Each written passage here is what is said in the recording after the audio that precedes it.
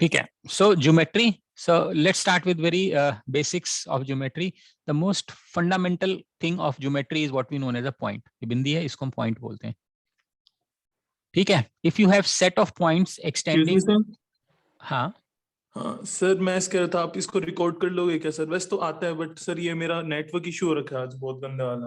हाँ, कोई बात नहीं, मैं रिकॉर्ड कर रहा हूँ. Okay sir, thank you sir. ठीक. Okay, so a point. How do you define a point? It's a let's say fine dot made by a sharp pencil. So that's a point, right? Of course, this is a point. Let us say ये sharp pencil है, ये थोड़ी मोटी pencil है, ये point है. ये चाचा चौधरी का point है, ये साबू का point है, मान लेते हैं. So which is point? This is point or this is point? Technically both are point, but this is a better definition of a point. So sharper the pencil, closer we are towards the geometric definition of a point. So it's a fine dot made by a sharp pencil is known as a point. Then what we have is a line. What is a line? A line is a set of points.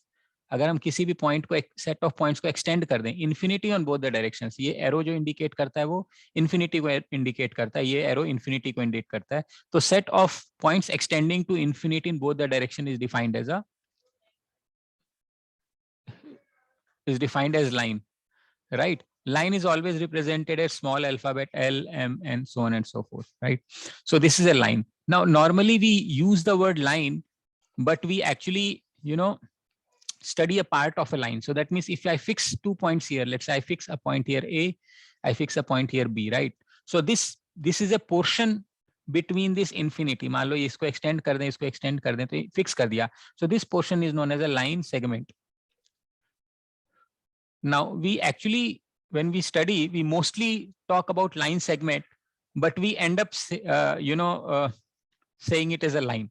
So if you fix 2 points on a line, it is known as a line segment. The fixed points are always represented by capital alphabets. Now this, let us say in this, you can see it is an arrow on one side and it is looking like fixed on another side.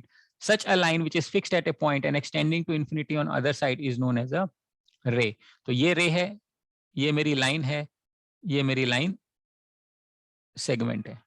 ठीक है, ये हमारा understanding, line segment and ray. That's how you understand this. Then there is something known as an angle. You need to understand there is something known as an angle. So what is an angle? So angle are a couple of ways of defining angle. It is a inclination of one line over another line. यानी ये एक line है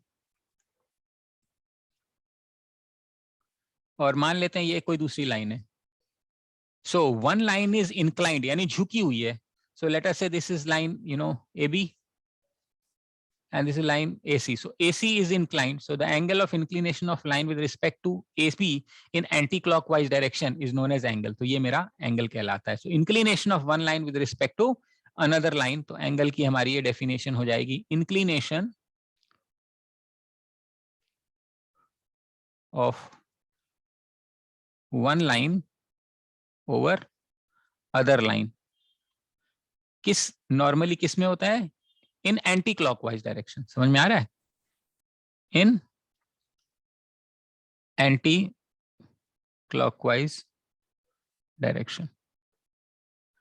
Anti-clockwise है नहीं, जैसे घड़ी का उल्टा साइड. तो घड़ी अगर हमारी होती है तो ऐसे चलती है तो ये clockwise बोलते हैं, और अगर हमने इसको इधर कर दिया तो इसको anti-clockwise बोलते हैं. तो ये एंगल होता है. एक और डेफिनेशन होती है एंगल की, two rays having a common origin.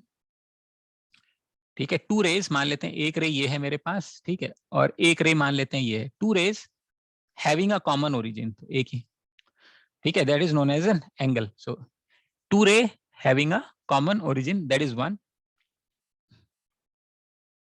इसको भी हम एंगल बोल सकते हैं. So a ray having common origin, two rays having a common origin is also known as angle. तो ये मेरा एंगल है. ठीक है. Now when we study angles, मतलब पहले लाइन हो गया, फिर दो लाइनों को हम मिला के एंगल बनाते हैं, और उसके साथ ही एक वर्ड होता है प्लेन, और फिर हम सारे टाइप्स ऑफ एंगल्स की बात करेंगे. So there is something known as a plane. So what is a plane? A plane is a two dimensional smooth surface. It is basically two dimensional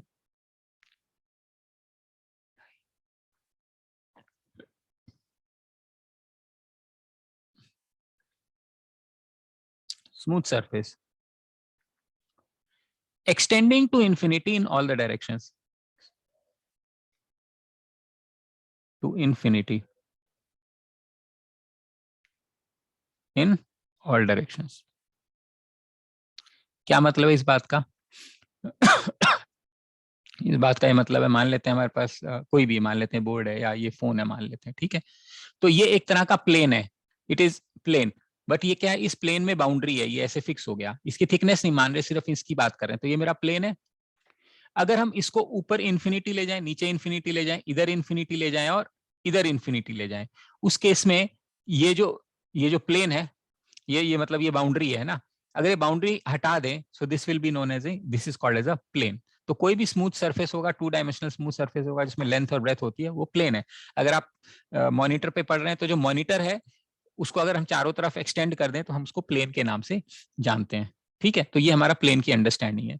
now before we proceed to triangles, we need to really know a little more about angles. Let's try to study all possible angles that we know. I want you to quickly, you can switch on your mics. I mean, if the network is okay, then you may talk about different types of angles.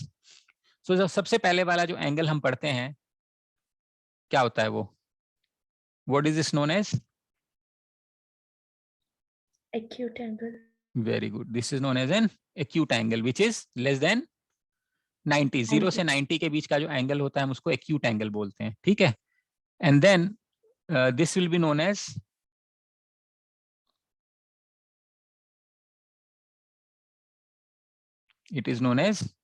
right angle, right? Then what else? What is the next angle? Obtuse angle. So what is obtuse angle?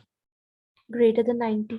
ये 0 से 90 के बीच में है, ये 90 है, ये theta is greater than 90 but less than 180। समझ में आ रहा है? इसको क्या बोलेंगे?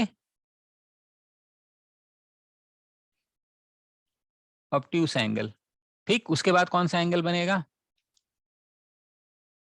लेटर से ये एंगल है, ये 2 पॉइंट्स, 2 लाइन है, ठीक है। यहां से इधर जा रहा है, इधर से, जैसे ये पॉइंट है, ये एक एंगल बन रहा है, वैसे ही इसको क्या बोलेंगे?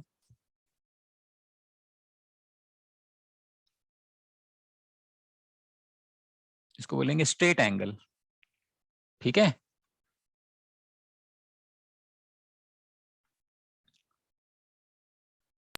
इसको क्या बोलेंगे? वेरी गुड, इसको बोलेंगे रिफ्लेक्स एंगल। ये क्या होता है reflex angle? Theta is greater than 180 less than 360, ठीक है। अच्छा, इसको क्या बोलेंगे?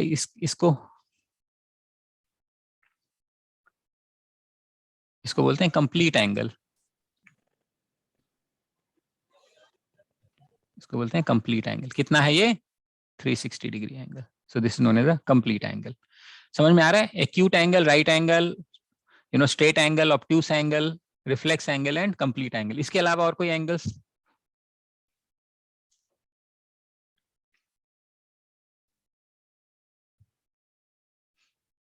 नहीं, और कोई एंगल नहीं पढ़ा? एडजेसेंट एंगल सुना है? Yes, sir. क्या होता है? So in any polygon, the angle adjacent to angle, like in that way, when two angles are formed from a common base. And one angle is not a part of another angle. ये दोनों adjacent है। तो इसका definition होता है common vertex. Common vertex, ये common vertex है, ठीक है। फिर होता है कॉमन आर्म, कॉमन आर्म, एक आर्म कॉमन होनी चाहिए। तीसरी कंडीशन है one angle should not be part of other angle. कहने का मतलब, आप मान लो मेरे को ये बोलते सर ये कॉमन वर्टेक्स है, ये कॉमन आर्म है, तो एक एंगल तो ये हो गया वर्टेक्स और आर्म, और दूसरा एंगल ये हो गया कॉमन वर्टेक्स और आर्म। तो क्या ये एडजेसेंट एंगल है? रेड वाले जो दोनों एंगल बता रहा हूं, ये वाले एडजेसेंट एंगल नहीं है, क्योंकि ये वाला जो एंगल है छोटा वाला, वो बड़े वाला एंगल का पार्ट हो गया। ऊपर वाली दोनों कंडीशन दो एंगल सेटिस्फाई करती है। एक तो ये वाली जो दोनों काली है, और एक वो वाली ये रेड और ये बड़ी रेड, दोनों इस फर्स्ट और सेकंड कंडीशन को सेटिस्फाई कर रही है, तो हमें ये वाली कंडीशन एलिमिनेट करनी होती है। सो एडजेसेंट एंगल्स होते हैं which have two angles which have common vertex, common arm and one angle is not a part of another angle, ये एडजेसेंट एंगल होता है। और कोई एंगल सुना है? Complementary and supplementary. Very good. Complementary angles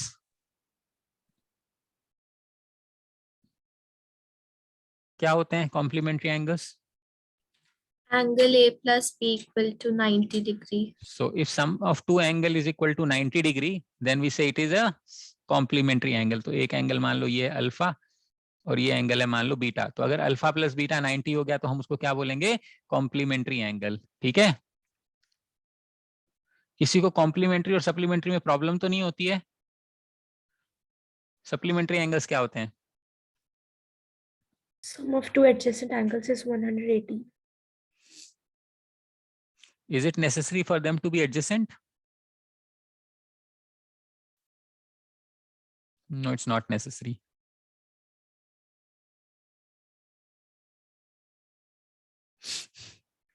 If adjacent angles are 180, then it is something else.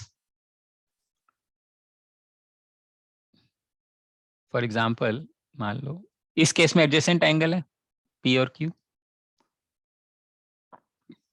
इस case में P और Q adjacent है और 180 है, तो ये सप्लीमेंट्री तो है, इसमें कोई डाउट नहीं है, absolutely perfect. But these are also known as something else, these are known as, किसने बोला ये? Divyam, very good, linear pair angles. Linear pair angles क्या होते हैं? When two adjacent angles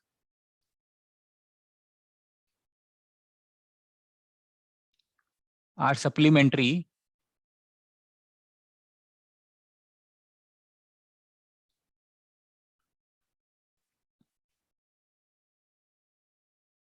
then they become linear pair। ठीक है,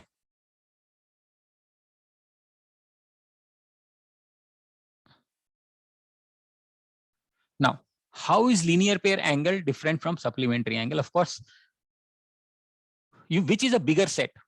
Okay, what do I mean? I mean, if a question is asked, are all supplementary angles linear pair angles or are all linear pair angles supplementary angles? कौन सा सही है?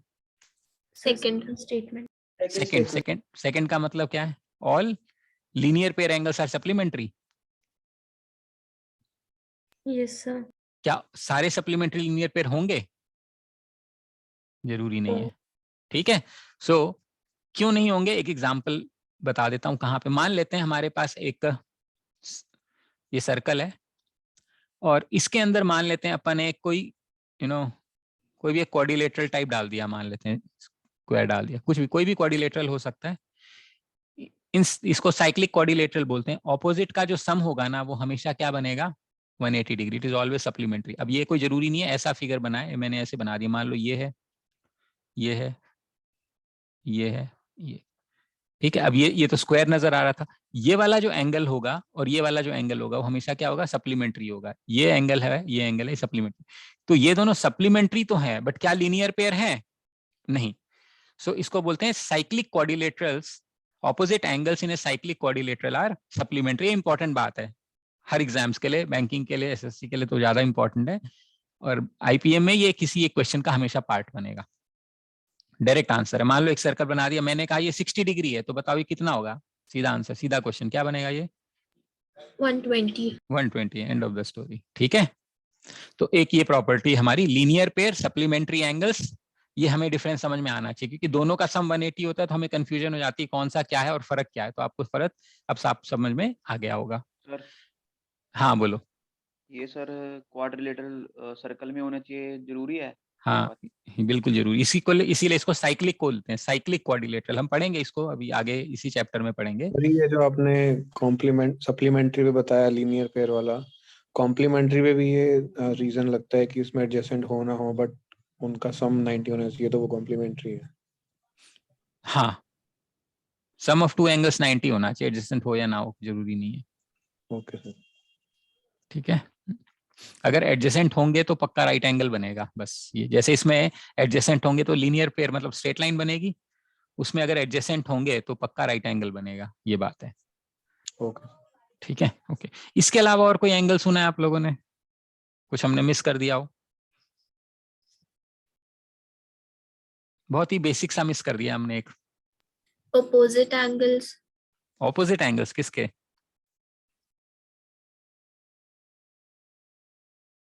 बिल्कुल सही कह रही है, वर्टिकली ऑपोजिट एंगल्स। सर ऐसे तो बहुत सारे हैं, पैरेललोग्राम में आते हैं, कोरेस्पोंडिंग है, अल्टरनेट है, वो हाँ सारे अभी याद आते हैं। हैं, वो पैरेलल लाइंस में आते हैं, पैरेललोग्राम में नहीं आते। उसको छोड़ के बताओ।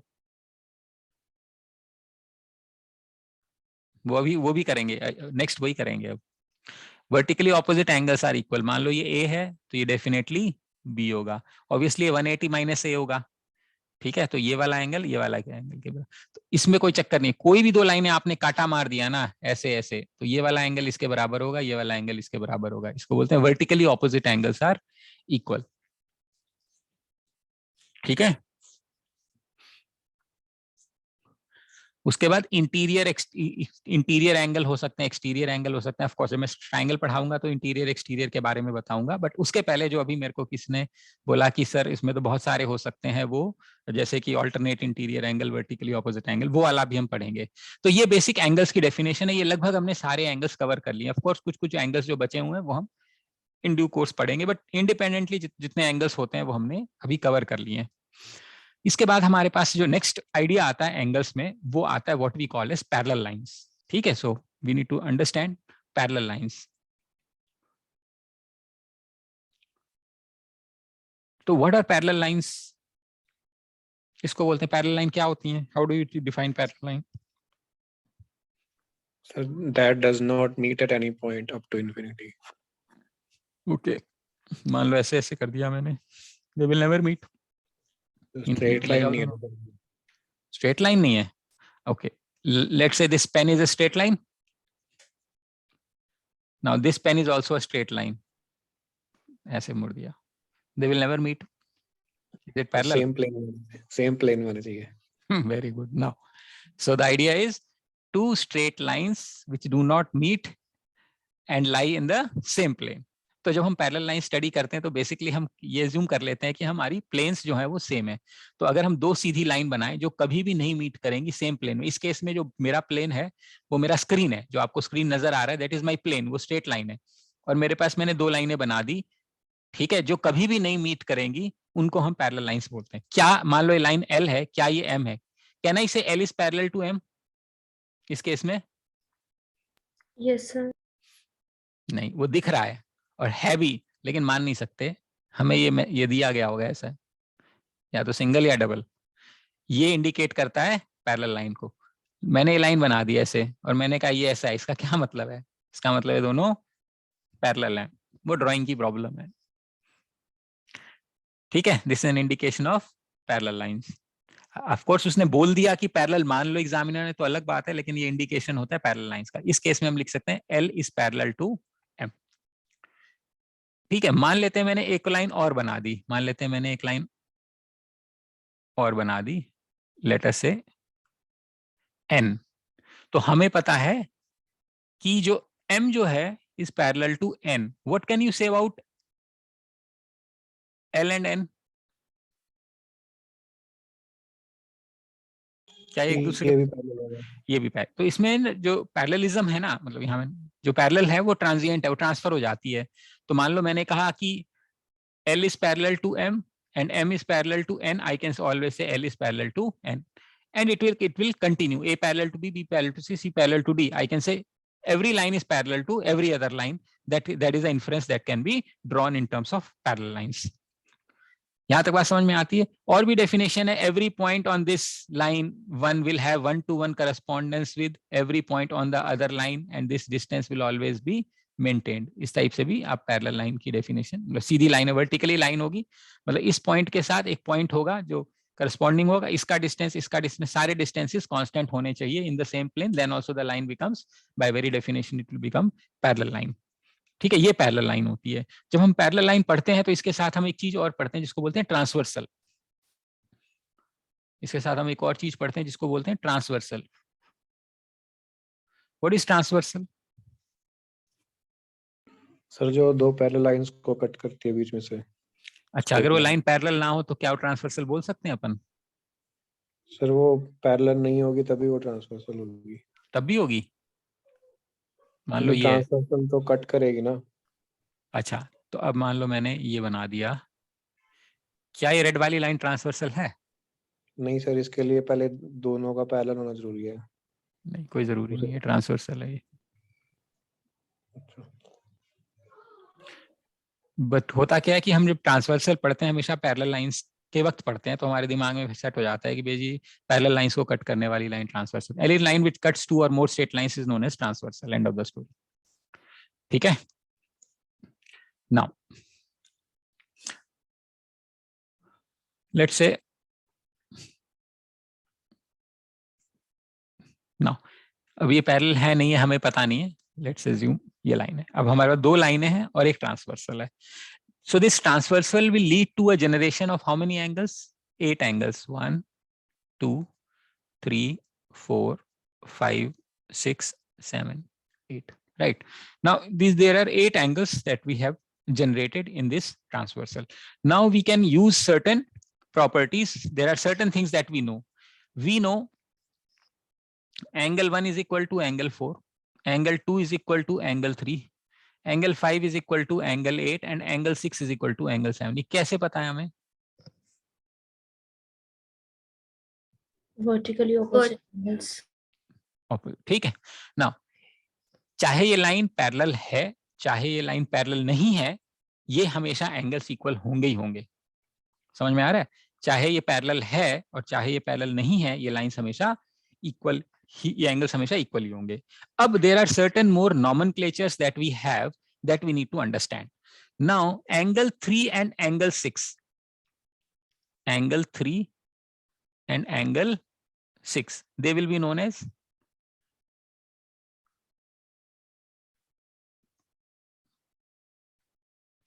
3, 6 ले लेते हैं and 4, 5 ले लेते हैं। Alternate interior. Very good. They will be known as alternate interior angles. Alternate interior. क्या मतलब है इसका? ऑल्टरनेट का मतलब है ये लाइन के एक इस तरफ है और एक इस तरफ है, आजू बाजू है, मतलब उस लाइन के एक लेफ्ट साइड में है और एक राइट साइड में, ऑल्टरनेट हो गया। इंटीरियर क्यों? क्योंकि ये जो दोनों लाइन है उसके अंदर में है, ये दोनों, समझ में आ रहा है, अंदर की तरफ है, इसलिए इंटीरियर हो गया। तो ऑल्टरनेट क्यों? एक इधर लाइन के एक इधर, इसलिए ऑल्टरनेट। इंटीरियर क्योंकि जो दोनों लाइनें हमने बनाई है उसके अंदर वाले एंगल्स की बात कर रहे हैं, तो हम इसको ऑल्टरनेट इंटीरियर एंगल्स के नाम से जानते हैं। ठीक उसी तरीके से what about angle 1, angle 8 and angle 2, angle 7, क्या बोलेंगे इसको? Sir, alternate exterior. Once again same logic, alternate exterior। ठीक, okay, what about angle 3, 5 and 4, 6? Co-interior. इसको बोलेंगे को इंटीरियर या को इंटीरियर या कंसेक्यूटिव इंटीरियर, एक ही बात है। ठीक है, ओके। What about 1, 7 and 2, 8?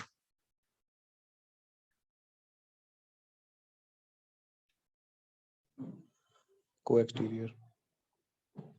ठीक, okay. What about 1, 5 and 3, 7 and 2, 6 and 4, 8? Corresponding angles।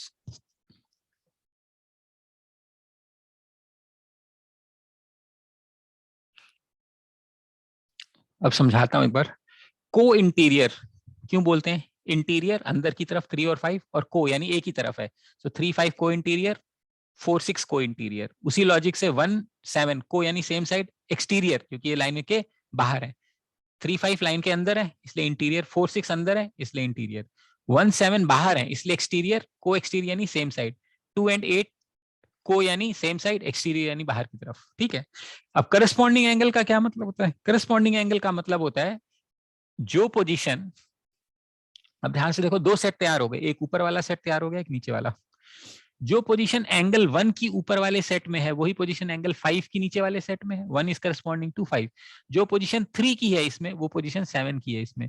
जो पोजीशन इसमें 2 की है ऊपर वाले सेट में वो 6 की है, और जो 4 की है वो 8 की है। इसलिए इसको हम करस्पॉन्डिंग एंगल्स के नाम से जानते हैं। ये जो है ये इनका नामकरण है। अभी तक हमने अब कुछ नहीं किया। अभी तक हमने क्या किया? सिर्फ इनका नामकरण किया, यानी कि क्या है हमने वो बात करी है, ठीक है। अब अगर ये लाइन पैरेलल होती, ठीक है, अगर ये लाइन पैरेलल होती तो ये सारी की सारे एंगल्स इक्वल हो जाते। सारे एंगल्स इक्वल होने का क्या मतलब है बताता हूं। If the lines are parallel then alternate interior angles will be equal. पहला रूल क्या है? अगर लाइन पैरेलल है तो क्या होगा? ऑल्टरनेट इंटीरियर एंगल्स इक्वल होंगे, यानी angle 3 is equal to angle 6 होगा and angle 4 is equal to angle 5 होगा। फर्स्ट कंडीशन, ये ट्रू होगा। Second, alternate exterior angles will also be equal. You can also say angle 1 is equal to angle 8 and angle 2 is equal to angle 4. यानी ये second बात भी सही होगी। Third बात होगी corresponding angles are equal, यानी कि angle 1 will be equal to angle 5, angle 3 is equal to angle 7, angle 2 is equal to angle 6 and angle 4 is equal to angle 8. तीसरी बात सच होगी ये।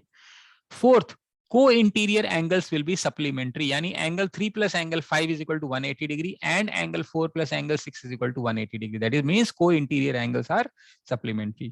Then fifth, co-exterior angles are supplementary. That means angle 1 plus angle 7, sorry, angle 1 plus angle 7 and angle 2 plus angle 8 are supplementary. इसका ये मतलब है। आ रही बात समझ में?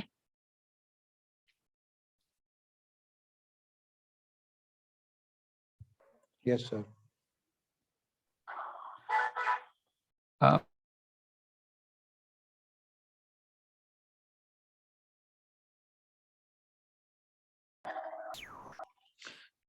ओके। और ये क्या था? अगर लाइन पैरेलल है तो ये सारी कंडीशंस ट्रू होंगी। Alternatively, if any of these 5 conditions, 5 condition है ना, alternate interior, alternate exterior, co-interior, co-exterior, corresponding, इन पांचों में से कोई भी एक एंगल का पेयर इक्वल हो जाए, यानी कि if I am able to prove angle 3 is equal to angle 6, और यानी दोनों में से एक ही बात प्रूव करनी है, angle 4 is equal to angle 5, इन दोनों में से अगर मैंने कोई भी एक बात प्रूव कर दी, I can claim that the lines are parallel. मतलब अगर मुझे चेक करना है कि भाई ये दोनों लाइन पैरेलल है या नहीं है, और मैंने क्या फाइंड आउट किया? मैंने फाइंड आउट किया कि जो एंगल 3 है वो 6 के बराबर आ रहा है। जो एंगल 3 है वो एंगल 6 के बराबर आ रहा है, यानी कि ये वाला जो एंगल है वो इसके बराबर आ रहा है। तो आई कैन कंक्लूड कि लाइंस पैरेलल है। कोई जरूरी नहीं है यही हो, आपने प्रूव कर दिया 4 इज इक्वल टू 5 आ रहा है तो भी आप ये कह सकते हो कि लाइंस पैरेलल है, because alternate interior angles are equal. और कोई जरूरी नहीं है यही प्रूव करना है। और if you happen to prove alternate exterior angles are equal, that means अगर आपने ये प्रूव कर दिया कि angle 1 is equal to angle 8 है, या तो ये कर दिया या फिर 2 is equal to 7 प्रूव कर दिया, दोनों में से अगर आपने एक भी प्रूव कर दिया कि ये इक्वल है, यानी angle 1 is equal to angle 8 and angle 2 is equal to 7, we can claim that the lines are parallel. ये सेकंड है, ठीक है।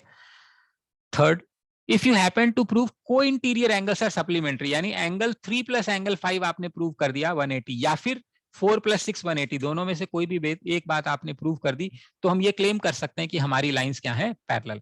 और if you happen to prove angle 1 plus angle 7 is equal to 180 और angle 2 plus 8 is equal to 180, that means you have proven that co-exterior angles are supplementary, you can always claim that the lines are parallel. Or if you happen to prove angle 1 is equal to angle 5 or angle 3 is equal to angle 7 और angle 2 is equal to angle 6 और angle 4 is equal to angle 8, यानी कि इन चारों possibility में से आपने कोई भी एक पॉसिबिलिटी का एंगल इक्वल प्रूव कर दिया, we can claim that corresponding angles are equal and therefore we can claim that the lines will be parallel. ये parallel lines की conditions है. Now if you are able to understand and memorize everything, you will certainly end up getting few questions on this, and it will require you to know these properties, because these questions will be based on these properties only. ये property एकदम अच्छे से दिमाग में set होनी चाहिए सारी की सारी, क्योंकि सिंगल प्रॉपर्टी पे कम ही चांस क्वेश्चन है, 2 या 3 प्रॉपर्टी लगेगी एक क्वेश्चन को हैंडल करने के लिए, लेकिन ये प्रॉपर्टी हमें आनी चाहिए, तब जाके हम पैरेलल लाइंस की कंडीशंस, पैरेलल लाइन के क्वेश्चंस को सॉल्व कर सकते हैं। बताइए सभी को समझ में आ रहा है यहाँ तक? Yes, sir. Okay Sachin,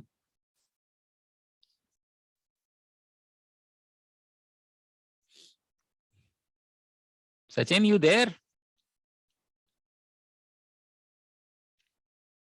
Okay, so this is about parallel lines. Some more applications and usage of parallel lines. One is, you know, what we call as a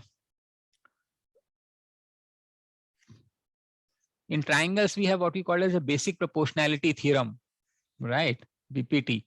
Of course, what I'm trying to tell you here is an understanding. For example, we know this is a line, and maybe this is a line. So we are having 3 lines. Let's say ये parallel है, बड़ी है छोटी.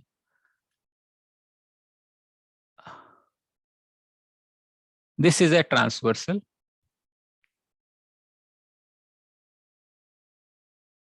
Let's say this is a another transversal. So this red transversal ये इसको divide कर रही है, मान लो A, B, C पे intersect कर रही है, और ये वाली मान लेते हैं P, Q, R पे intersect कर रही है. ये parallel lines हैं.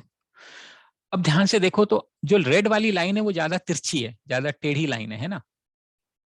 अगर ये ज्यादा टेढ़ी लाइन है तो मुझे ये बताओ जो AB वाला पोर्शन है वो PQ के बराबर होगा, बड़ा होगा या छोटा होगा? सर बड़ा होगा. बड़ा होगा. तो जितनी जितनी इंक्लिनेशन बढ़ती जाएगी इन दोनों पैरेलल लाइन के बीच में लेंथ बढ़ती जाएगी. उसी तरीके से BC will be greater than QR. ठीक है? Yes sir. बट इसमें एक रिलेशनशिप होता है. रिलेशनशिप ये होता है कि AB this value upon BC is same as PQ upon QR. यानी इनका रेशियो सेम होता है. इसकी जो डेफिनेशन होती है वो ये होती है कि when 2 or more transversals may intercept parallel lines, they will they will intercept the parallel lines in the same ratio. मतलब जब भी हमारी ट्रांसवर्सल्स पैरेलल लाइंस को कट करती हैं, जब भी हमारी ट्रांसवर्सल्स पैरेलल लाइन को कट करती हैं, तो जो उसका रीजन का जो रेशियो है ना, जो लेंथ जिस में वो कट करती हैं उसका जो रेशियो है वो बराबर होता है. इसी का फर्दर जो एप्लीकेशन होता है वो मिड पॉइंट थ्योरम ट्रायंगल्स के अंदर आ जाता है. अभी हम देखेंगे उसको, बट इसी का एक्सटेंशन होता है कि मान लो मैंने कहा कि इसकी लेंथ मान लो 2 है, इसकी लेंथ मान लेते हैं 5 है, इसकी लेंथ मान लेते हैं 1 है, तो बताओ इसकी लेंथ क्या है? तो हमें पता होना चाहिए 2/5 इज इक्वल टू 1/x. ठीक है? तो अभी रेशियो मिलेगी हमें, एक्चुअल लेंथ कोई जरूरी नहीं है हमें मिले, लेकिन हाँ अगर ये एक्चुअल लेंथ दी रखी है 2 और ये एक्चुअल लेंथ 5 दे रखी है तो ये एक्चुअल लेंथ 1 है, तो ये वाली लेंथ एक्चुअल मिलेगी. लेकिन अगर ये आप बोलोगे कि जो ट्रांसवर्सल है वो 2:5 में डिवाइड कर रहा है, तो ऑब्वियसली वो भी 1:2.5 बन जाएगा, because the ratio has to be same. समझ में आ रहा है? ये इसकी एप्लीकेशन बनती है पैरेलल लाइंस की. मेकिंग सम सेंस और नो? Yes, sir. Okay, ठीक है. Now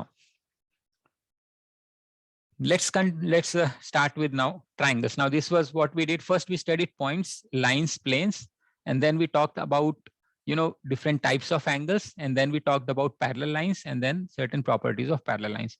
One of the application of parallel lines is this. Let me ask you this question in terms of since I've just now taught you parallel line, मैं इसलिए पूछ रहा हूँ, otherwise कोई point नहीं था. मान लेते हैं मेरे पास ट्राइंगल है. मैं वैसे पहले बेसिक थोड़ी सी ट्राइंगल्स के बारे में आपको बता देता हूँ, फिर वो पूछता हूँ मैं आपसे. ये ट्राइंगल है. ट्राई का मतलब 3 side 3 angled figure. Angle try मतलब 3 एंगल यानी एंगल. तो ये 3 एंगल है इसलिए हम ट्राइंगल बोलते हैं. जहां पर भी 2 साइड्स मीट करती हैं उसको हम बोलते हैं vertex. Vertex is always represented by capital alphabets. ठीक है ना.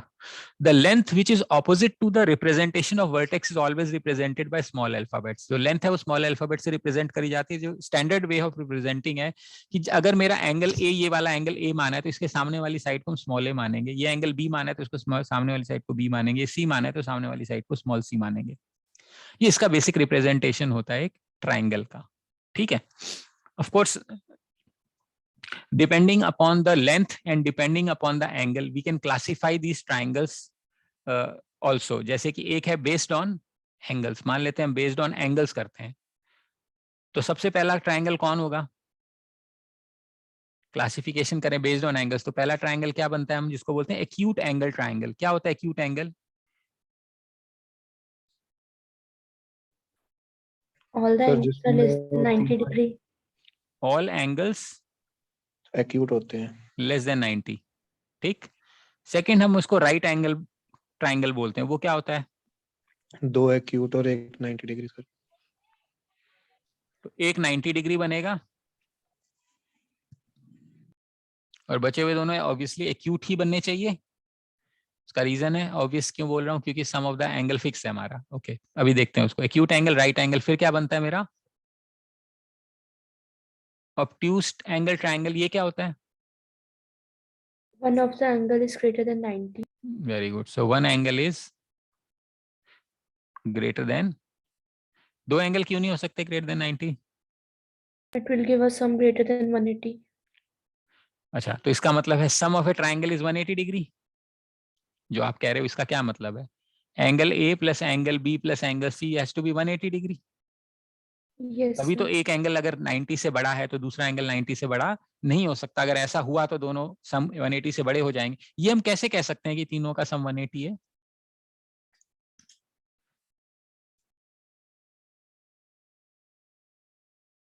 ये आपको क्यों लग रहा है कि इसका सम 180 है तीनों का? सर कह देते हैं ऐसे ही शुरू से ही. अच्छा शुरू से ही कह देते हैं. So, किसी एक साइड से वो पैरेलल लाइन ड्रॉ करके वर्टेक्स पे प्रूव कर सकते हैं वहां से. कैसे कर सकते हैं? पहले लाइन कहाँ ड्रॉ करोगी?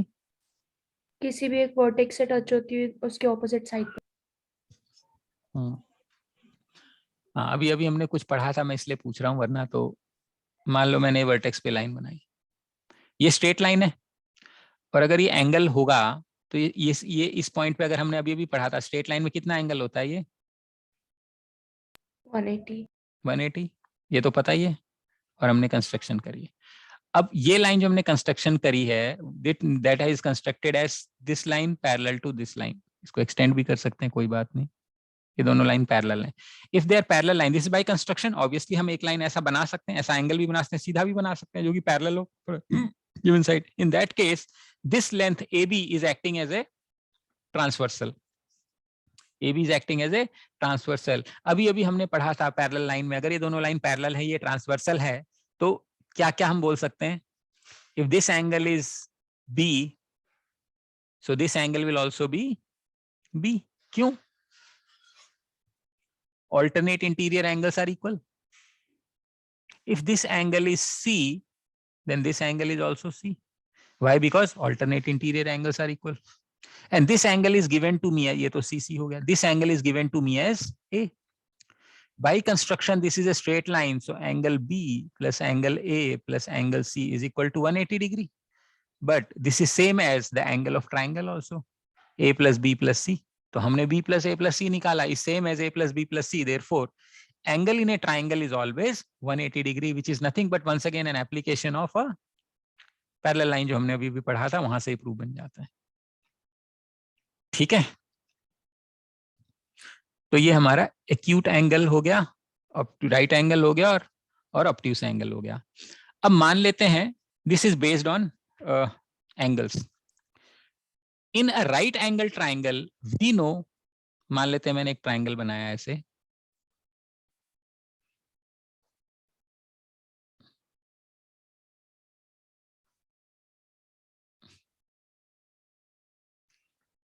मान लेते हैं मैंने एक ट्राइंगल बनाया.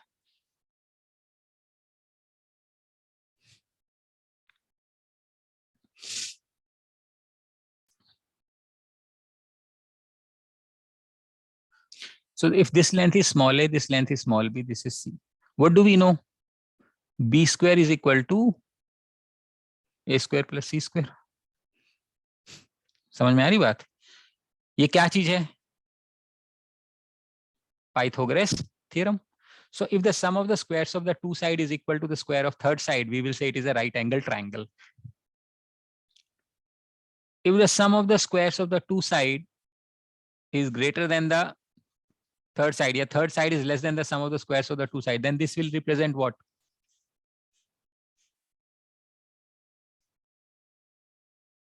Acute angled. And if you have B square is greater than A square plus C square, it will be obtuse angle. So even if you don't know the angle, we want to figure out what is the angle.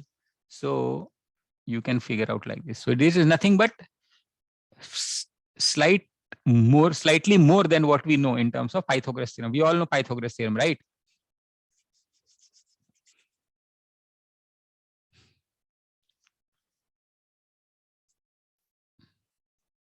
Sir acute angle या acute triangle? हाँ, मतलब acute angle triangle भी इसको बोलते हैं ना, acute angle triangle.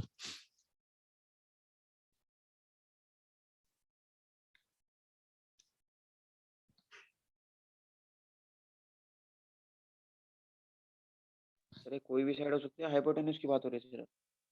Hypotenuse उसको तब बोलते हैं जब हमें पता है कि वो राइट एंगल ट्रायंगल है, तो 90 के सामने वाली लाइन को हम हाइपोटेन्यूज बोलते हैं. अब ऑब्ट्यूज एंगल ट्रायंगल है तो आपको कैसे पता चलेगा कि क्या है? तो सबसे लंबी वाली साइड होती है वो हमें पता चल जाती है. जी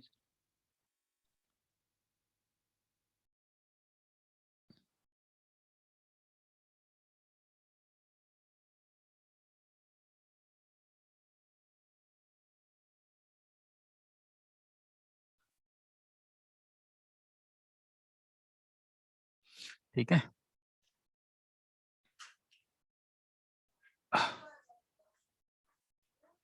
Okay, so this is depending on angles, right? Based on sides. अब हम क्लासिफिकेशन करते हैं based on sides.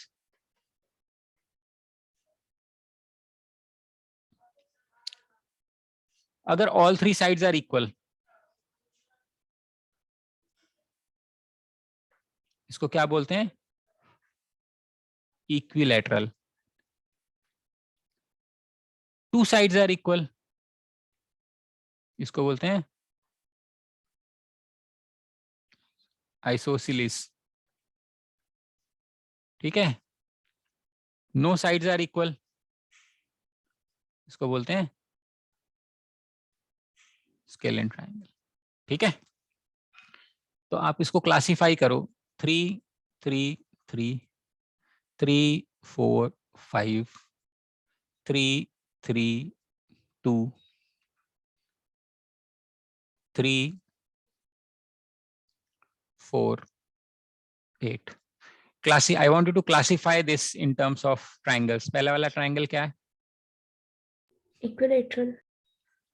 है इक्विलेटरल. Very good. सेकंड वाला Scalar. स्केलेन. और भी थोड़ा बेटर आंसर भी हो सकता है इसका.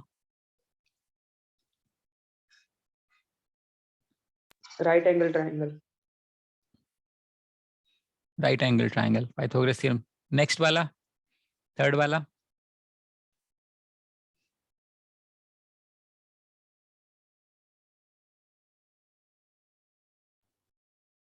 Isosceles triangle.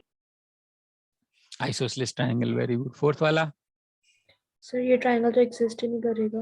क्यों? Sum तीनों of अलग the है. sides is less than the third side. Yes, so this is not a triangle at all. Because if you were to construct this triangle, कैसे कंस्ट्रक्शन करते? एक लाइन बनाते, मान लो लंबी वाली लाइन है 8.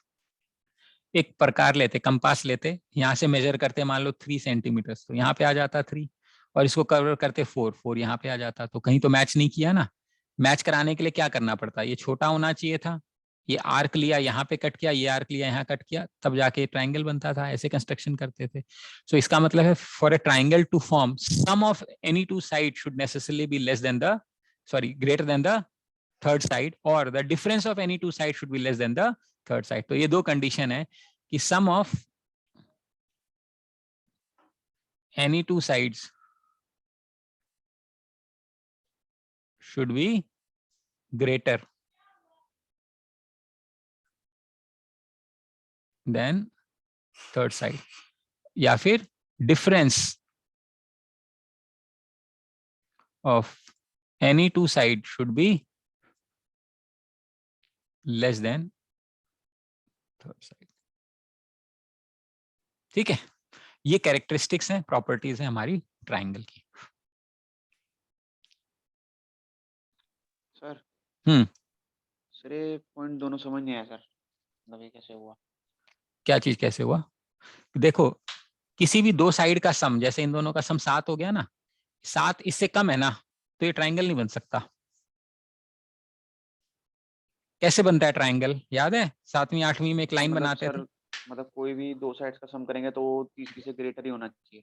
हाँ, तो यहाँ पे देखो इन दोनों का सम करेंगे तो लेस आ रहा है। अच्छा सर, उसी तरीके से अच्छा, किसी भी दो साइड का डिफरेंस कम जो है वो होना ही नहीं चाहिए, है।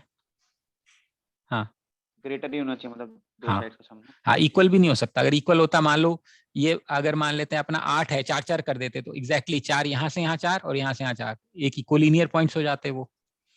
तो ट्राइंगल बनाने के लिए बेसिकली कंडीशन है ये, मिनिमम कंडीशन है ये।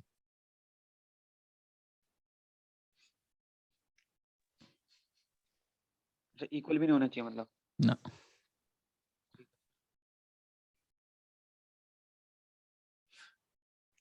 ठीक है।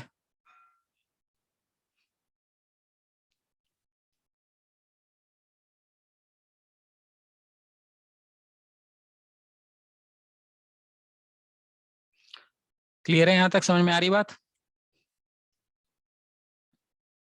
Yes, sir. ठीक है।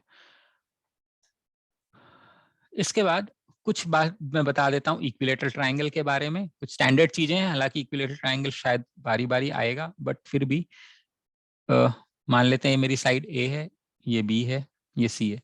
तो if you drop a perpendicular और ए मीडियन और जो भी है, ये सब इस सामने वाली साइड को बराबर हिस्सों में डिवाइड करेगा। ये ए है, ये ए है, तो ये इसको a/2 हो जाएगा, ये a/2 हो जाएगा और ये 90 डिग्री हो जाएगा। ठीक है।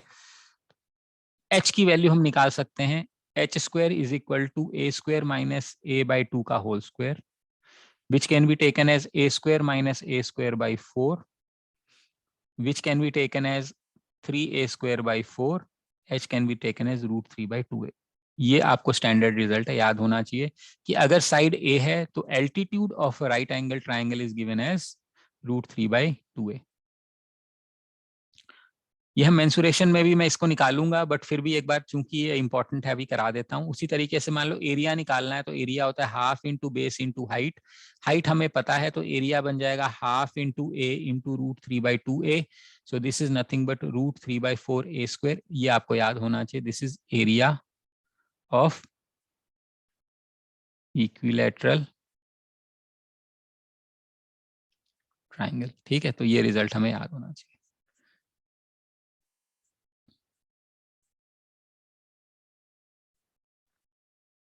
ठीक है, एरिया ऑफ इक्विलैटरल ट्राइंगल।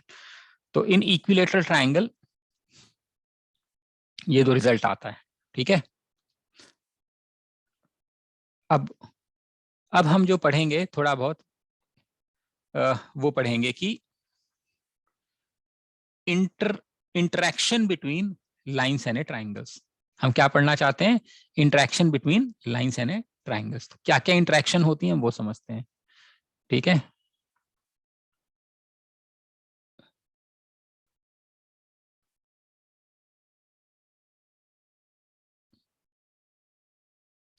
तो सबसे पहले हम लेते हैं angular bisector. There is something known as an angular bisector. Angular bisector क्या होता है? एंगुलर बाइसेक्टर होता है वो लाइन जो सामने वाली साइड एंगल को दो बराबर हिस्सों में बांट दे। ठीक।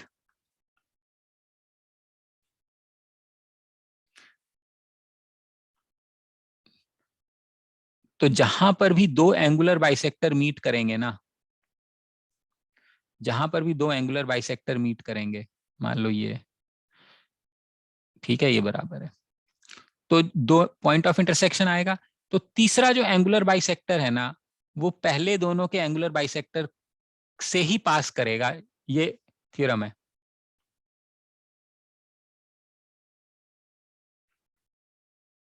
हाँ कर रहा हूं।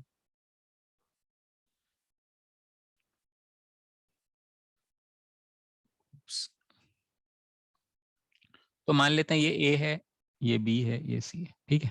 तो जहां पर भी दो एंगुलर बाइसेक्टर मीट करेंगे, तीसरा एंगुलर बाइसेक्टर भी वहीं से मीट करेगा, ये थ्योरम है। So wherever two angular bisector will meet, third angular bisector will also meet. This point of intersection of angular bisectors, मतलब मान लेते हैं, ये समझ रहे हो, ये अगर एक्स एक्स है, ये वाई वाई, ये वाई वाई हो जाएगा, ये जेड जेड हो जाएगा। This point of intersection of angular bisector, हम किसकी बात कर रहे हैं? Point of intersection of angular bisector, point of intersection of angular bisector, इसको क्या बोलते हैं? Any idea? Centroid of the triangle. So Centroid? centroid. ना, इसको बोलते हैं इन सेंटर।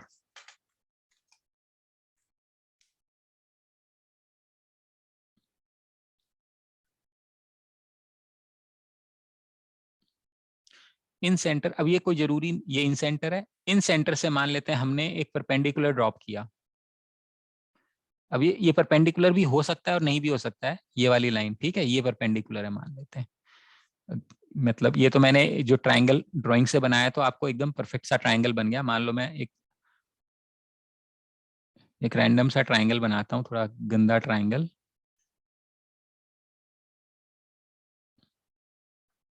हुआ क्यों नहीं, ये मेरा ट्रायंगल बना नहीं।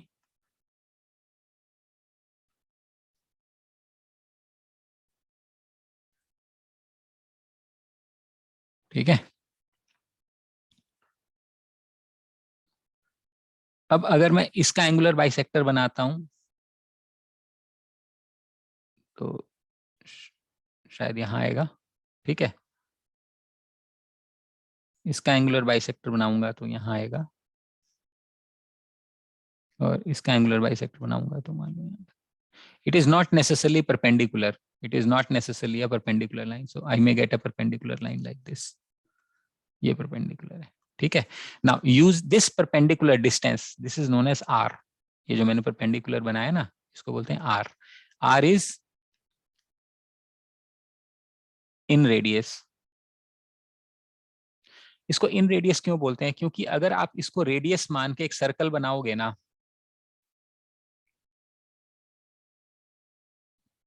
ये क्या हुआ है,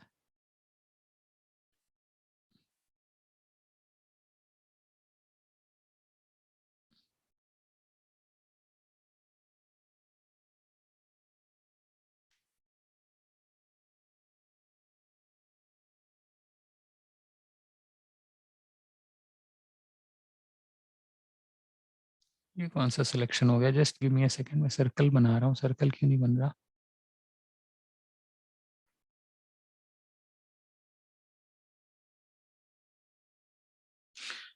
ठीक है, इसको रेडियस मान के, या फिर यहाँ पे अगर मैं मान लो बनाता हूँ,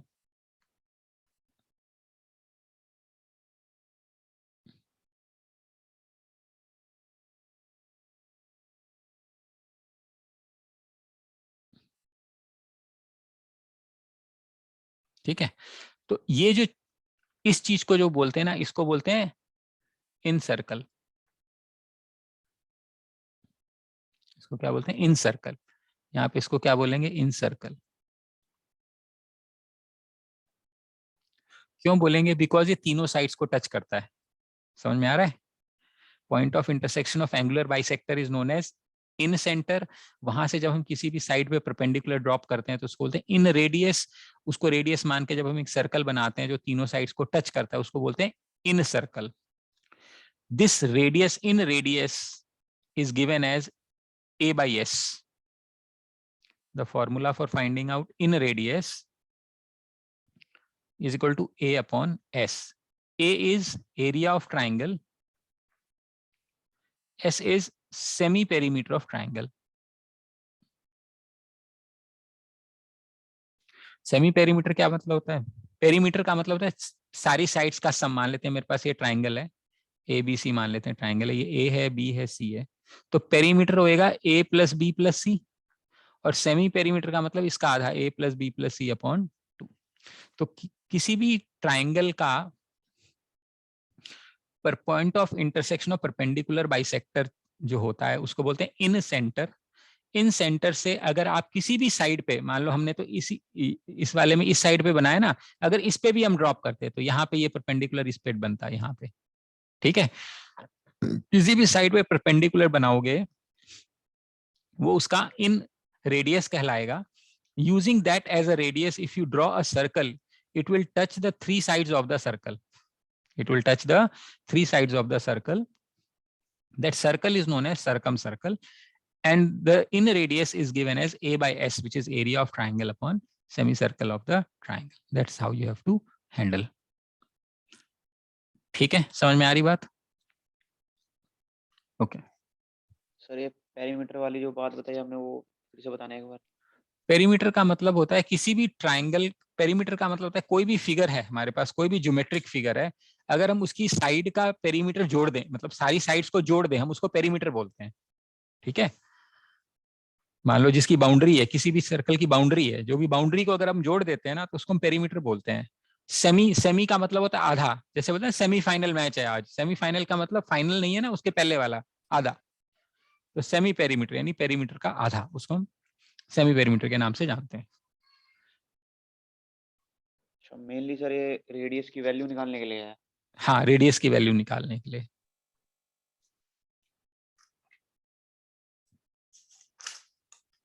ठीक है,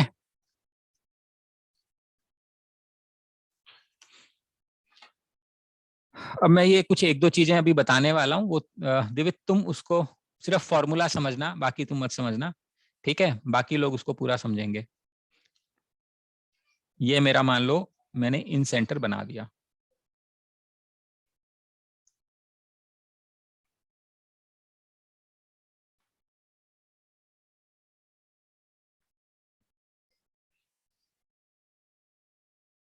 ठीक है।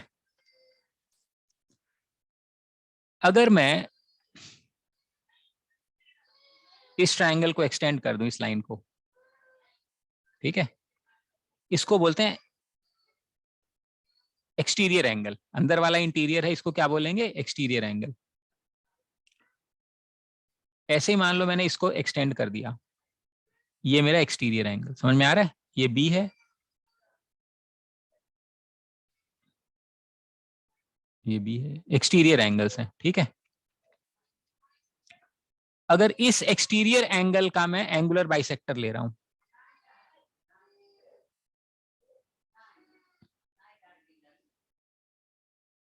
मानी ये मान लो ए हो गया, और इसका भी मैंने ले लिया, ये मान लो बी हो गया, तो ये वाला एंगल है ना, ए का जो हमने लाइन बनाई हुई है, ये जो सीधी लाइन है ना,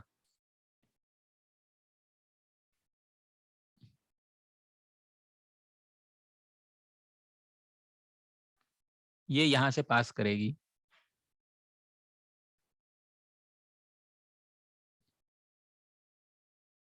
यानी दो एक्सटीरियर एंगल, एक इंटीरियर एंगल, इसको बोलते हैं एक्स सेंटर, ठीक है। और यहां से जब हम एक परपेंडिकुलर ड्रॉप करेंगे यहां पे, इसको बोलते हैं R1, इसको बोलते हैं एक्स रेडियस। और जब इस रेडियस को लेके हम एक सर्कल बनाते हैं ना,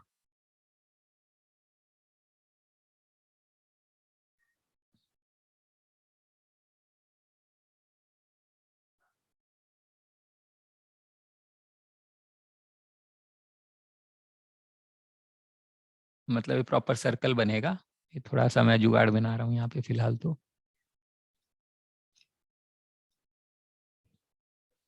ठीक है, ये नीचे तक जाएगा ऐसे, ये प्रॉपर सर्कल है, ठीक है। तो हम एक ऐसा सर्कल बना सकते हैं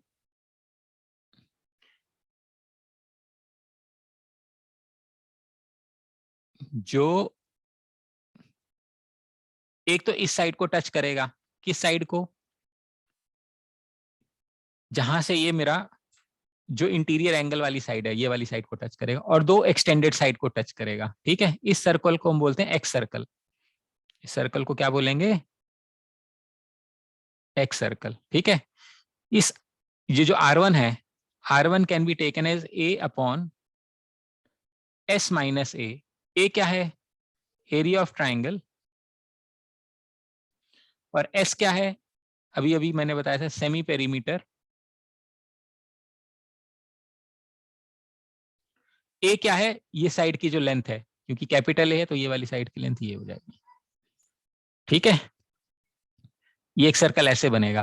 उसी लॉजिक से अगर मैं इस साइड को एक्सटेंड कर रहा हूं, ठीक है, और इस साइड को एक्सटेंड कर रहा हूं, ठीक है, और इसका इंटीरियर एंगल ले रहा हूं, और इसका इंटीरियर एंगल ले रहा हूं, और ये वाला जो लाइन है ये एनीवे खींच के यहां पे मीट करेगा। यहां से जो मैं परपेंडिकुलर ड्रॉप करूंगा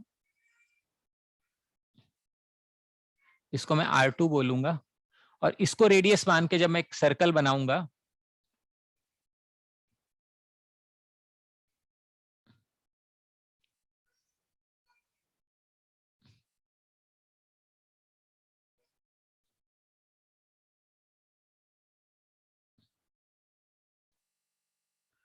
तो वो इन दोनों साइड्स को, एक्सटर्नल साइड्स को टच करेगी।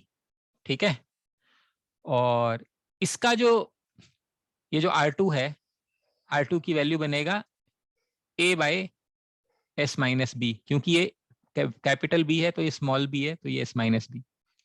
उसी लॉजिक से अगर मैंने इस तरफ भी एक्सटेंड कर दिया,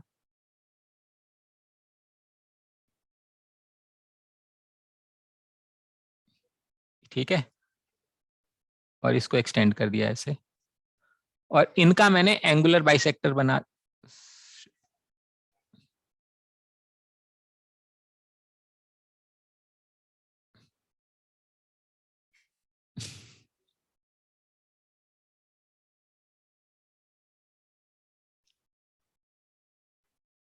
ये इसका एंगुलर बाइसेक्टर है,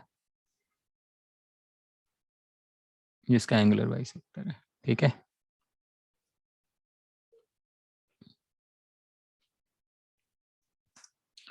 और ये जो ग्रीन वाली लाइन है वो ऑब्वियसली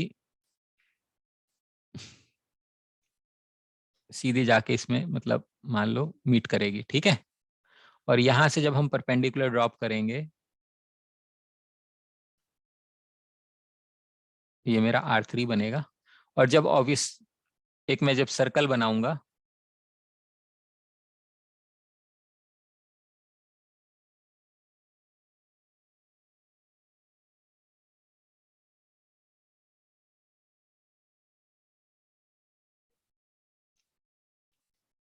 मतलब मान लो ये प्रॉपर सर्कल ऐसे बन जाएगा, ऐसे नहीं है। ठीक है,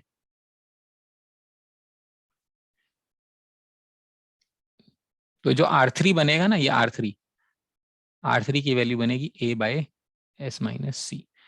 अब ध्यान रखना C क्यों है, क्योंकि ये कैपिटल C था, C के सामने वाली साइड स्मॉल c थी, तो ये मेरा ये चीजें बनती हैं। यह है एंगुलर बाइसेक्टर। तो एक बनेगा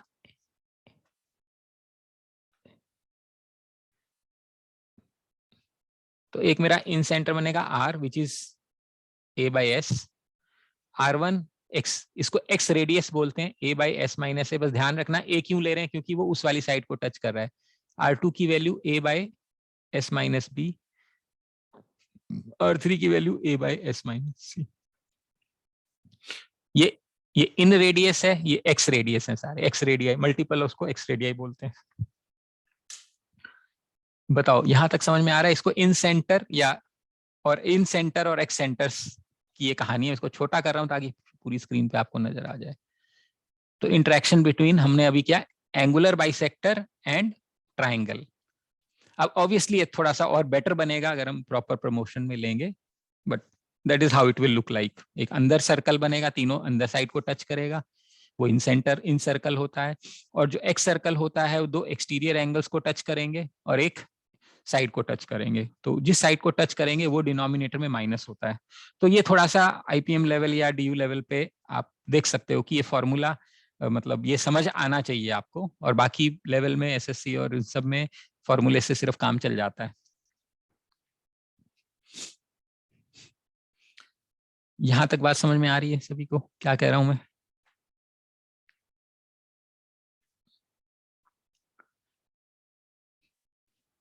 हाँ ना, कुछ तो बताओ। तो ये R1 R2 एंड R3 में A by S minus A B और C ये कैसे आया? इसकी लंबी डेरिवेशन है, फिलहाल हमें ये ध्यान रखना है कि ए कहाँ पे लेना है, बी किस, ए किस पे लगाना है, बी किस पे लगाना है और सी किस पे लगाना है। Okay sir. जैसे हमने ए लगाया ना, R1 माना, तो ए क्यों लगाया? क्योंकि ए लेंथ पे वो टच कर रहा है, क्योंकि ट्राइंगल की 3 साइड्स हैं ए बी सी, तो जिस साइड को टच करेगा ना वो वाला माइनस करना है अपने को। Okay sir. ठीक है, फिलहाल आप बस एक बार ये समझ लेना। जो इसके अंदर इंपॉर्टेंट बात है जो आप पूछना चाह रहे हो, या जो और पॉसिबल हो सकता है, वो ये हो सकता है इस क्वेश्चन में कि मान लेते हैं मेरे पास एक ट्राइंगल है,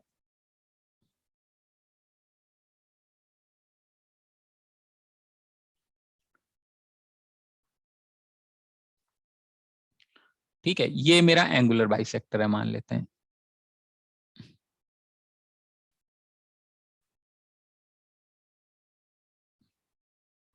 तो तीसरा एंगुलर बाइसेक्टर भी यहीं से आएगा। ठीक है, लेट अस से this is I in center, right? So what is the relationship between angle BIC and angle A? मुझे ये बताओ थोड़ा सा।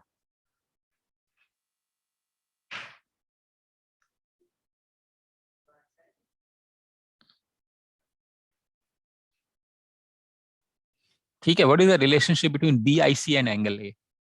Try giving me answer to this question.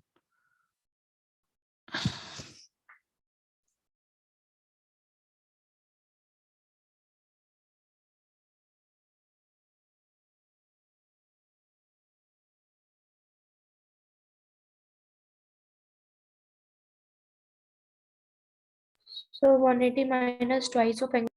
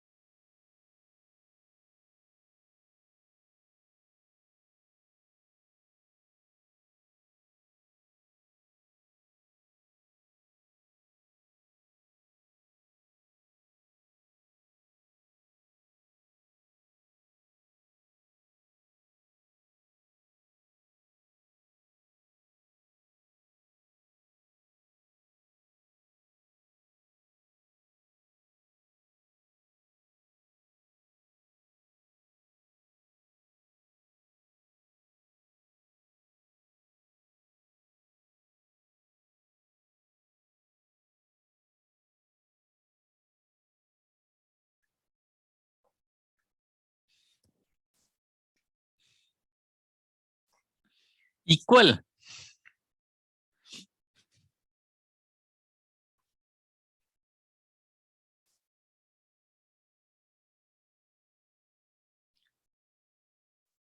Okay चलो देखते हैं।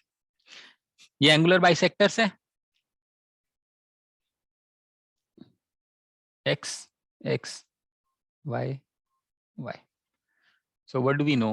We know angle A plus 2x plus 2y is equal to 180 degree.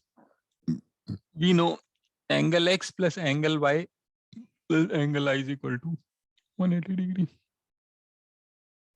यही बात है। तो what we do we need? x plus y do we need? तो हम कहते हैं x plus y is equal to 180 minus I. इसको यहाँ सब्स्टिट्यूट कर देते हैं, angle A plus 2 into 180 minus i is equal to 180, यही सॉल्व करना है। Angle A plus 360 minus 2i is equal to 180 degree. तो angle A plus 180 is equal to 2i, तो i is equal to 90 plus angle A by 2। ये result है। ये वाला आई था इसमें, ठीक है। अगर ये वाला निकालना होता तो क्या बनता, 90 प्लस बी बाई 2। और अगर हमें ये एंगल और सी में निकालना होता तो क्या बनता, 90 प्लस सी बाई 2। ये स्टैंडर्ड रिजल्ट्स है, डिराइव भी कर सकते हैं, याद भी कर सकते हैं। इसको इस तरीके से अप्रोच करेंगे। बोलिए, बन रही है बात यहां तक? Sir Yes, sir. हाँ ठीक। देवित कुछ पूछ रहे थे या समझ में आ गया? हाँ सर, वो ये बाइसेक्टर इक्वल एंगल्स में बाइसेक्ट करता है। हाँ, बाइसेक्ट, बाइसेक्ट का मतलब होता है, सेक्ट का मतलब काटना, बाई का मतलब दो, तो दो हिस्सों में बराबर बराबर बांटना, उसी को बाइसेक्टर बोलते हैं। क्योंकि एंगुलर बाइसेक्टर है, एंगुलर यानी एंगल को बाइसेक्ट कर रहा है। क्योंकि सर ये कोई मतलब ये x प्लस वाई प्लस आई जैसे 180 तो हो गया, पर ये x कौन सा एंगल है सर इसमें? इसको ये बराबर है ना, बी एंगल है ना, तो ये दो हिस्सों में बट गया, बराबर बराबर एक्स एक्स मान लिया मैंने, बी को दो एंगल हिस्से में बांटा ना। एंगुलर बाइसेक्टर का क्या मतलब होता है, एंगल को दो बराबर हिस्सों में बांटना। तो ये एक्स है, तो ये इसका एंगुलर बाइसेक्टर है, ये दोनों बराबर हिस्सों में बट गए, ये आपस में बराबर हिस्सों में बट गए। ये सर आपस तो ये इन तीनों का सम 180 कैसे हुआ मतलब? Angle A plus angle B plus angle C का सम 180 होगा। अच्छा बी की जगह 2x रख दिया, सी की जगह 2y रख दिया, अच्छा, ठीक है सर। ठीक है।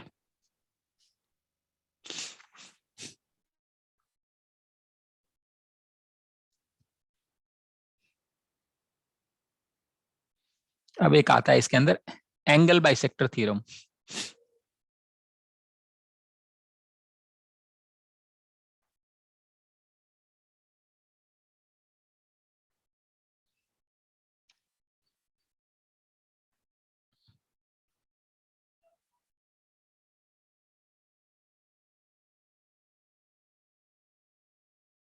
अब ये मान लो ये एंगुलर बाइसेक्टर है,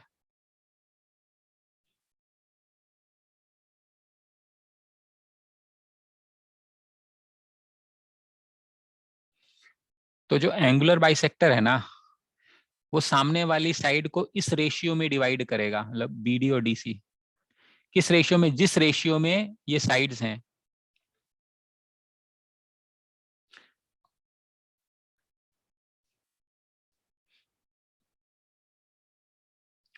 Angular bisector will divide the opposite side in the ratio of the sides containing the angle.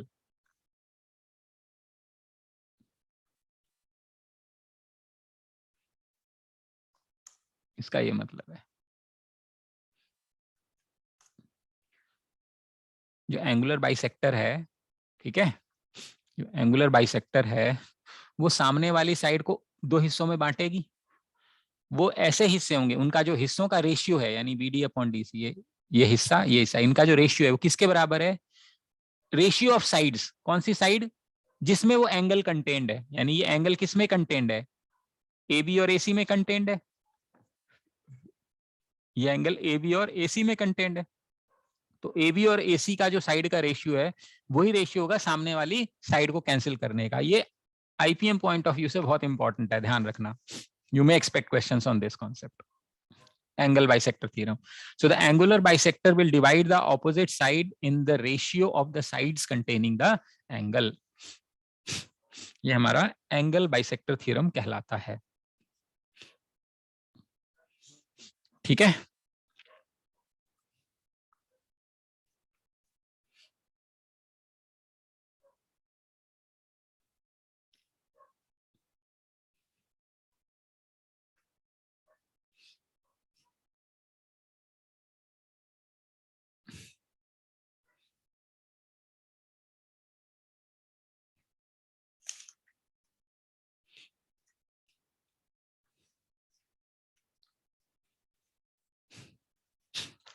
हाँ जी, मेकिंग सेंस यहाँ तक।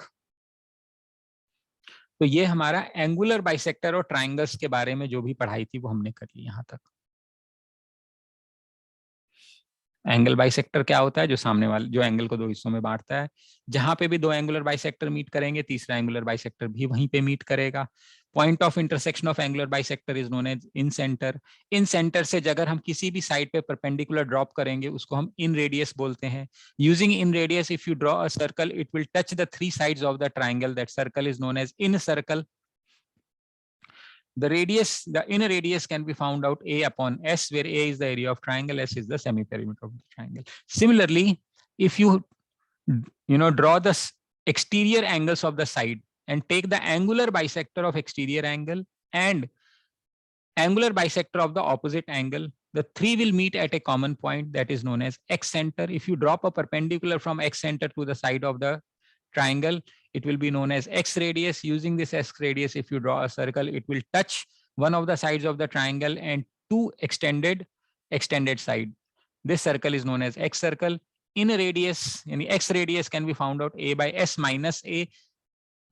That A is dependent on the side on which the circle is touching. If it is touching side B, then the X radius will become A by S minus B. If it is touching side C, it will become A by S minus C. That's how you understand X circle and X radius. Then the relationship between the triangle formed, the angle formed by the angular bisectors and in center to the vertex which is opposite to the in center is that in center is given as 90 plus half of the opposite angle. 90 plus half of the opposite angle. Similarly, like if you 90 plus A by 2, 90 plus B by 2, 90 plus C by 2, it depends on which side of in center are you in center are you taking. उससे हमारा ये result निकल के आता है. Then we have what we call as angle bisector theorem. That means मान लो हम किसी पे एक एंगुलर बाइसेक्टर ड्रॉ करते हैं. मान लेते हैं आपने कहा कि सर हमने ये दूसरा वाला एंगुलर बाइसेक्टर ड्रॉ किया. let's say I draw this angular bisector here. Let's say this is E. ये इसको बाइसेक्ट करता है. So this angular bisector will divide the opposite sides in two ratios. Which ratio? मान लेते हैं AE upon EC. तो इसका जो रेशियो होगा किसका होगा? Ratio of the sides containing the angle. ये एंगल कौन कौन सी साइड में है? AB में और BC में. A से शुरू हो रहा है ना, A से यहाँ के लेके जा रहे हैं, तो ये वाला AB और BC, ये इसका रेशियो बन जाएगा. ऐसे ही तीसरे वाले में भी निकाल सकते हैं.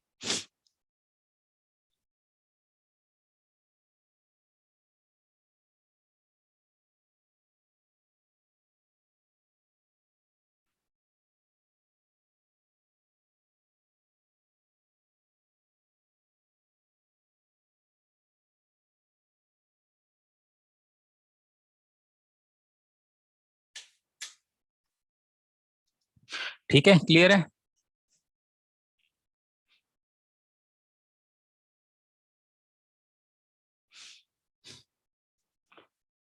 इसके बाद आता है point of intersection of perpendicular bisectors. क्या होता है पॉइंट ऑफ? अच्छा, बाय द वे क्लियर है? दिव्यम, भूमि, दिवेत, Karandeep? Yes, sir. Yes, sir. ठीक Yes, है. sir. मानवी? Yes, sir. Okay, now will. हाँ, सर वो एक डाउट रह गया सर। हाँ बोलो। सर वही जो अभी पूछ रहा था ना आपसे मैं, हाँ क्या पूछ रहे थे? तो सर उसमें जैसे a + 2x + 2y तो 180 हो गया, हम्म। तो सर इसमें सर क्या a और i को इक्वेट किए, क्या किया सर ए और सवाल आई में में? रिलेशनशिप चाहिए अपने को रिलेशनशिप चाहिए इसमें, ए में और आई में, ठीक, इनमें रिलेशन चाहिए। तो हमारे पास दो इक्वेशंस हैं, एक तो ये है, ठीक, उससे हमने ये बना ली, एक इक्वेशन ये है मान लेते हैं इक्वेशन 1, और एक इक्वेशन ये है इक्वेशन 2। सर ये इक्वेशन 2 कैसे आई सर, ये नहीं समझ आई। x + y + i = 180। ये वाला ट्राइंगल ले लो, BIC ट्राइंगल लो। अच्छा इसमें दूसरा ट्रायंगल था। हाँ BIC एक और ट्राइंगल है, उसका भी सम 180 होगा, एंगल x + y + i। ठीक है सर। बस x + y हमें नहीं चाहिए, तो अपन x + y i की टर्म्स में लिखा, और इस x + i की जो ये वाली जो वैल्यू आई है x + y, ठीक है, वो अपन ने यहाँ सब्स्टिट्यूट कर दी। x + y = 290, शायद ऐसा कुछ बनेगा। ये देखो x + y की वैल्यू ये आ गई। ठीक है ये इक्वेशन, ये वाली जो इक्वेशन है वो ये रही, a + 2x + y, 2 कॉमन निकाल के x + y की जगह, इसकी जगह हाँ 2 x कॉमन + y निकाल की के, जगह हाँ ये पुट कर दिया। ठीक है सर। ठीक है आगे समझ में। ठीक है, यस सर। ओके। अब हम करते हैं point of intersection of perpendicular bisectors.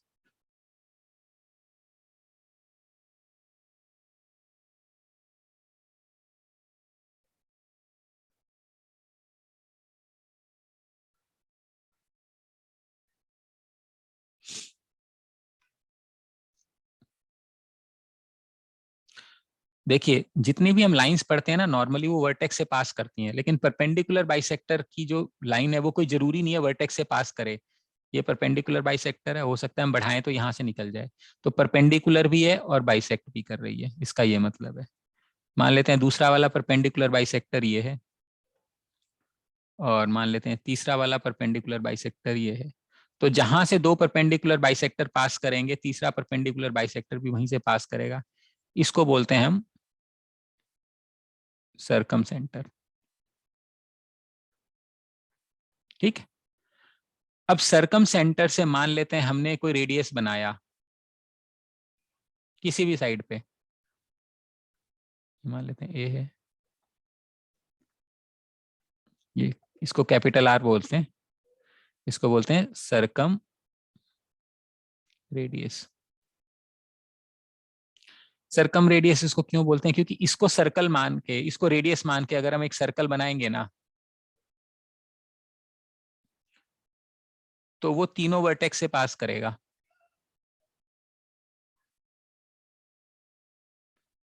ठीक है, इसको बोलते हैं सरकम सर्कल। ठीक, this is known as capital R. It can be found out by taking ABC by 4 area of triangle. ये इंपॉर्टेंट फॉर्मूला है आपका।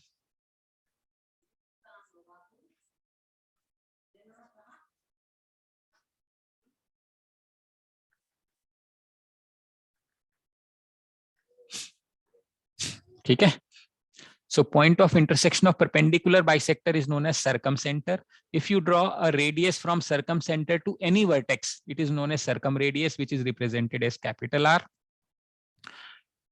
Capital R can be calculated as product of the three sides divided by 4 sides, 4 times the area of the triangle. ठीक है, ये इसका important result है। ठीक है, सर ABC ट्रायंगल की लेंथ है या इसके बीच वाले जो परपेंडिकुलर? हमेशा लेंथ होती है, कैपिटल्स के सामने ये साइड है A, ये वाली साइड B है, और ये वाली साइड C है। ओके। ठीक है, ओके, चूंकि हम ये कर ही रहे हैं तो मैं ये भी क्वेश्चन पूछ ही लेता हूं। मान लेते हैं मैंने एक और ये रेडियस बना दिया, ठीक है, ये भी आ रहा है। तो मान लेते हैं ये हमारा सेंट्रॉइड है O, ये वाला एंगल। जैसे हमने इनमें एंगल निकाला था ना, इन ऊपर वाले में, ये ओ है मान लो। Relationship between O and A, आप ये बताओ मुझे, what is the relationship between this angle O and this angle A? Sir angle A angle O का हाफ होगा। सर हाफ होगा उसका। वो जो तुम बता रहे हो ना हाफ होगा, वो पता है कहाँ होता है? ये सर्कल है, ये सेंट्रल एंगल बोलते हैं, ये इंस्क्राइब्ड एंगल बोलते हैं। Inscribed angle is half of central angle. Of course ये पढ़ेंगे हम, सर्कल में पढ़ेंगे इसको, और प्रूव भी करेंगे क्यों होता है, ताकि हमें समझ में आ जाए। बट यहाँ पे ये ऑब्वियसली नहीं है, गलत है ये।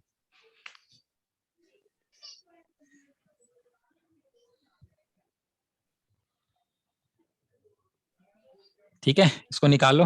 ये कौन सा एंगल पूछा है? एंगल बीओसी और angle B A C. And angle BAC. हाँ, या एंगल ए सिर्फ, मतलब एंगल बीएसी, अच्छा इनमें तो सर रिलेशनशिप अगर चाहिए। ये हमने अगर सेंटर सर्कम सेंटर लिया तो सर्कल तो बेसिकली इसके अलोंग ही होगा, तो जो वो बीओसी काम करेगा वो काम तो सेंटर पे करेगा। है? जो आपने ये बीच में सर्कम सेंटर लिया है ओ पॉइंट को, तो हाँ, सर्कल तो बेसिकली ये रेडियस का काम करेगा, तो सर्कल इसके अलोंग होगा, तो ओ हमारा सेंटर पॉइंट हो गया, तो इसको काम तो वैसे ही करना चाहिए। नहीं करेगा ना। अच्छा, ये आप सेंट्रल एंगल वैसे कह रहे हो? नहीं नहीं, कोई जरूरी नहीं है, ये आपको इसलिए लग रहा है। मान लेते हैं मैंने ट्रायंगल बना दिया ये, जो बीसी है वो कोड की तरह काम कर लेगा। वो तुम्हें इसलिए फील आ रहा है क्योंकि ये, मान लेते हैं ये एंगल होता, इसका परपेंडिकुलर बाइसेक्टर यहाँ आता, यस सर। इसका यहाँ आता, तो ये आर बनता, ये आर बनता, ये आर बनता। ठीक है, ये angle in a semicircle बनता। Yes sir.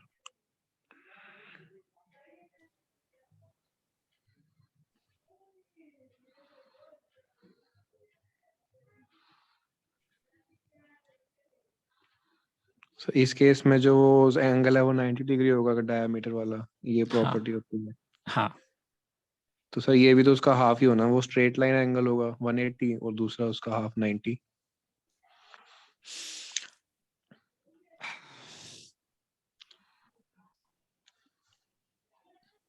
देखो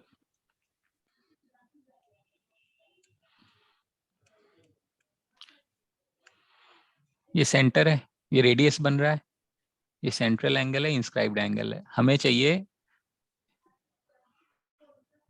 ये रिलेशन और ये रिलेशन। ठीक है, ओके। नाउ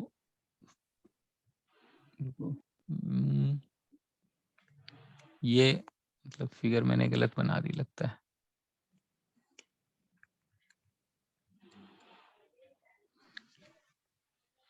हाँ ठीक है, इसमें तो हो जाएगा, कोई बात नहीं, यही बनेगा, हाफ बनेगा, बिल्कुल ठीक है, हाफ ही बनेगा ये, क्योंकि सेंटर है, राइट है, हाफ बनेगा, ठीक बात है। चलो मैं दूसरा क्वेश्चन पूछता हूँ। वो हाफ हो गया, तो एंगल जो बी ओ सी है is equal to 2 times angle A.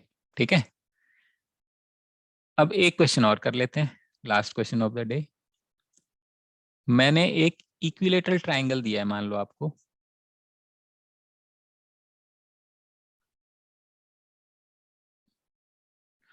What is the relationship between R and capital are?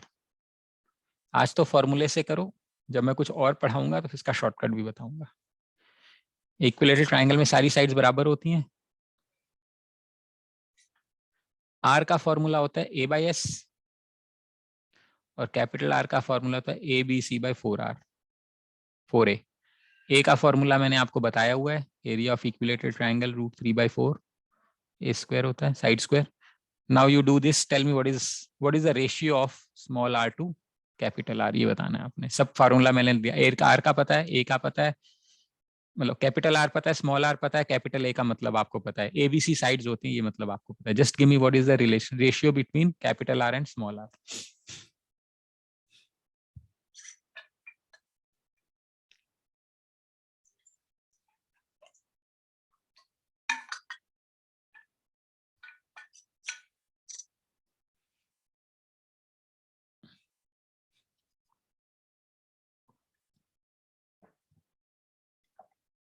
Sir S क्या लिया था इसमें? Semi perimeter.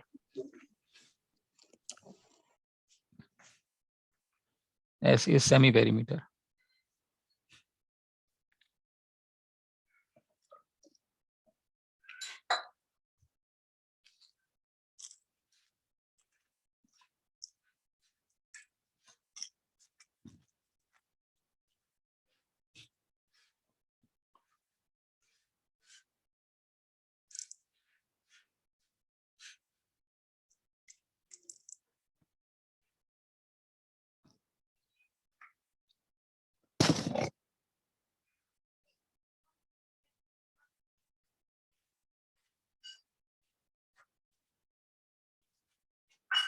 सर 1/2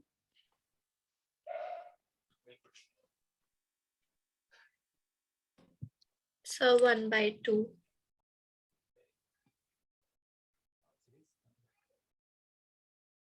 ठीक है, एक स्टैंडर्ड रिजल्ट भी होता है बाय द वे।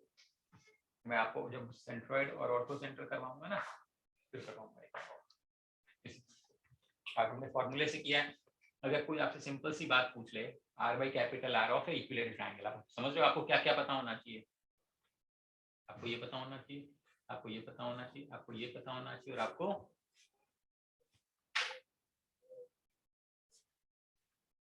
तो एक सिंपल से क्वेश्चन में उसने आपसे 4 फॉर्मूले टेस्ट करवा दिए, इसलिए इंपॉर्टेंट है क्वेश्चन। और ऑफ कोर्स एक चीज और टेस्ट करवाएगा, जब मैं अगली क्लास में उसको पढ़ाऊंगा तब बताऊंगा कि और क्या टेस्ट करेगा इसी कंटिन्यूएशन में। ठीक है, तो आज हमने इसमें कवर क्या कर लिया? हमने एंगुलर बाइसेक्टर कर लिया और परपेंडिकुलर बाइसेक्टर कर लिया, और हमें कवर क्या करना है? Medians and altitudes. ठीक है, सर की रिकॉर्डिंग अवेलेबल हो जाएगी? वो बीच में थोड़ी सी मेरी क्लास स्किप हो गई है। हाँ कोई बात नहीं, मैं अभी थोड़ी देर में भेज दूंगा। Okay sir. ठीक है, हाँ जी, समझ आई आज की क्लास? मानवी, भूमि, दिव्यम, सर एक बार ये रिलेशनशिप वाला बता दो। कौन सा रिलेशन? सर यही आर और कैपिटल आर वाला। कुछ नहीं, ये तो सॉल्व ही किया है। आर की वैल्यू कैलकुलेट करो। R is equal to A by S, A यानी √3/4 A², S यानी semi perimeter, A plus B plus C यानी 3A/2। तो A की वैल्यू ये है ना, area of a triangle is √3/4A², S is, इनका रेशियो निकालेंगे तो क्या मिलेगा मुझे? R, इसको ये बनेगा √3/4A² इंटू 2/3A। A से A खत्म हो जाएगा, ये 2 यहाँ चला जाएगा, ये √3 दे देगा, तो ये क्या बनेगा मेरा? A/2√3। ये क्या है मेरा? Small r। ये भी अपने आप में एक फॉर्मूला है इक्विलेटरल ट्राइंगल के लिए। ठीक है, फिर हमें निकालना है capital R, product of the three sides ABC यानी A³ upon 4 times area of triangle √3/4A²। ठीक है, ये A4 कटेगा, A² से A बचेगा, तो कैपिटल R की वैल्यू बन जाएगी A/√3। अब हमें क्या निकालना है? Capital R by small r by capital R। Small r है A/2√3 डिवाइडेड बाई A/√3, तो ये बन जाएगा A/2√3 इंटू √3/A। √3 से √3 कटेगा, A से A कटेगा, मेरा आंसर आएगा 1/, यानी एक इक्विलेटरल ट्राइंगल में इन रेडियस अगर 1 है तो सरकम रेडियस उसका डबल होता है हमेशा, इसका ये मतलब है।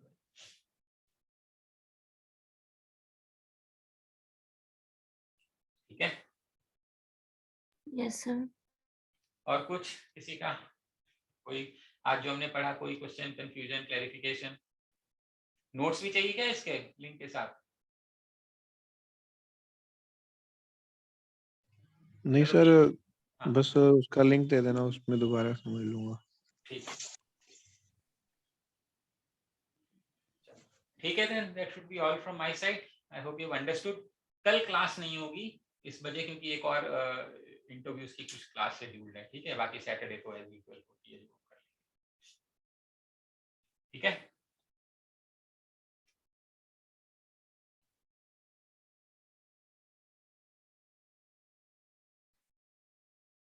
चलिए, then that should be all from my side. Thank you very much and have a very nice day. Whatever is the Thank you, sir. Thank you sir. Bye.